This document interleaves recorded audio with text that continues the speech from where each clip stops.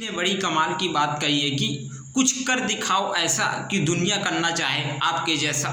नमस्ते दोस्तों, मेरा नाम दीपक और हम आपको एक छोटी सी कहानी लेके आए हैं। एक व्यक्ति की नौकरी लग गई, उसको टीचर की नौकरी लग गई। तो उसका जो स्कूल था, तो स्कूल उसका गांव से थोड़ा दूर था, क्योंकि उसे जब पढ़ाने जाना पड़ता था तो वो पैदल ही जाता। वो बहुत गरीब घर से था, क्योंकि वो जहाँ नौकरी करता था वहाँ कोई साधन नहीं चलता था।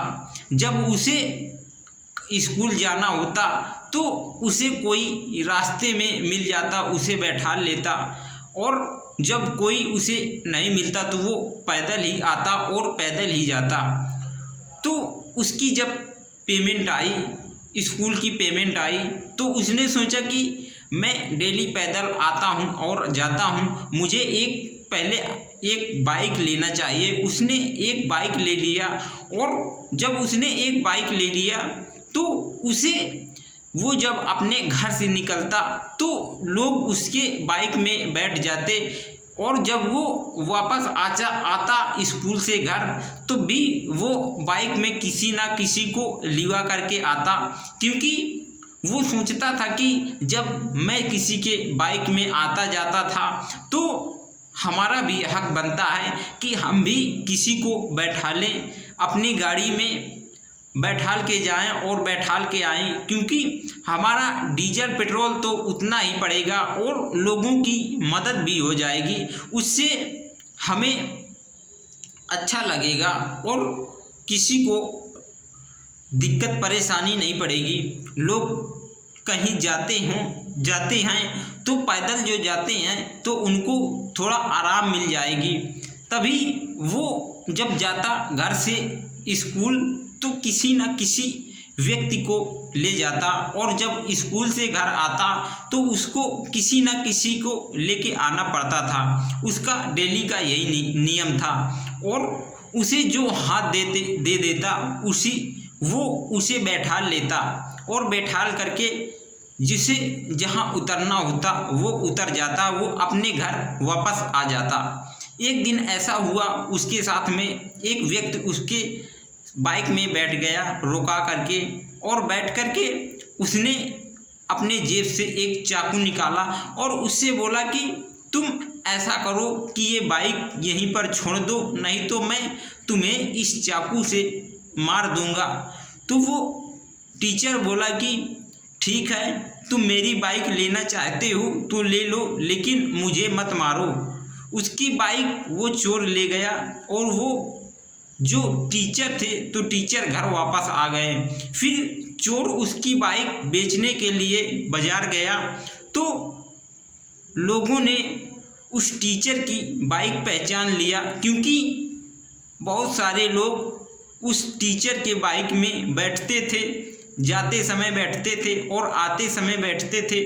जो कोई भी उस चोर को मिलता तो वो बोलता कि इस टीचर की बाइक लेकर के आप कहाँ जा रहे हो?